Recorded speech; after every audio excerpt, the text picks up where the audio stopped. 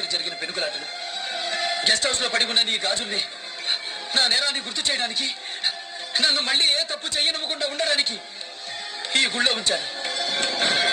నువ్వు నీ గతం చెప్పిన వెంటనే నేనే ఖాళీనని చెబుదాం అనుకున్నాను. కానీ నేను ప్రాణం కంటే ఎక్కువగా చూసుకుని నా చెల్లెలి పెళ్లి చేయడం కోసం, నన్ను నమ్ముకున్న వాళ్ళకి ఓ ఆధారం చూపించడం కోసమే 2 నెలలు గడువు అడిగాను.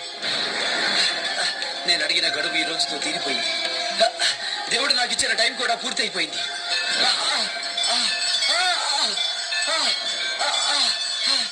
నీ జీవితంలో ఓ చీకటి అధ్యాయం లాంటి నేను ఈ రాత్రితో ముగిసిపోతాను. ఇన్నాళ్ళుగా నువ్వు అనుభవిస్తున్న బాధ, అవమానం, ప్రతీకారం, అశాంతి అన్నీ నా చావుతో పూర్తయిపోతాయి.